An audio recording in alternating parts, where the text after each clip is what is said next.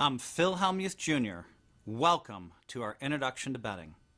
Over the next 9 lessons, we'll outline basic guidelines and strategies that will help you determine when and how much to bet.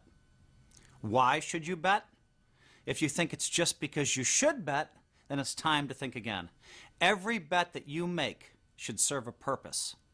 Your bet is trying to accomplish something, whether that's getting your opponent to call, fold, or raise. Think of betting as telling a story. If your story doesn't make sense, your opponent won't follow along. But if your bets lead to a desired result, then you're already ahead of the game. Of course, it helps to know your subject when you're telling a story, so let's begin by reviewing the 4 basic betting options. First, we have the call. By calling, you're simply matching the bet size. In other words, putting the same amount of money into the pot as the player in front of you did. If the person to your right, somewhere on your right, bets $10, it will cost you $10 if you want to call. Second option, the raise.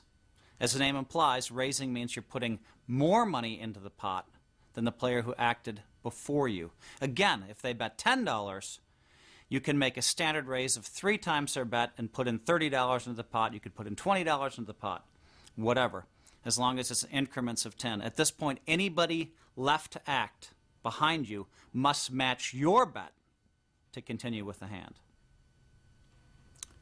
Third option is the fold. Folding simply means you're giving up your hand when the action reaches you. I fold. Folding is your final action in the hand, but that doesn't mean that you should simply forget about what's happening at the table. By watching the players who are still active in the hand, you can pick up valuable information about how they play that hand that can later help you. Pay attention even after you've folded. Fourth option, the check.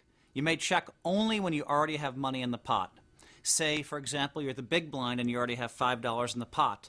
If everybody just calls, you may check and opt not to put any additional money into the pot. Another important thing to remember is to always announce the size of your bet.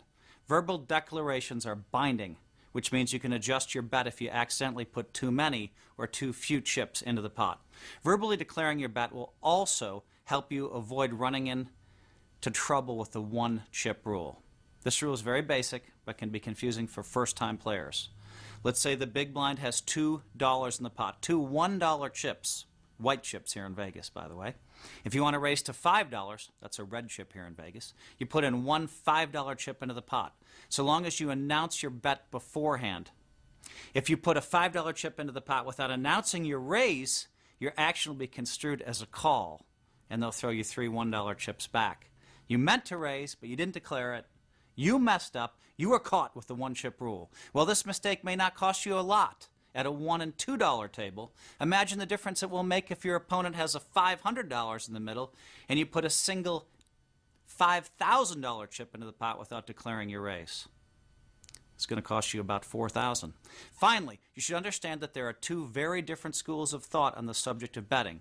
One school of thought suggests that you mix up the size of your bets in order to keep your opponents guessing as to the strength of your hand.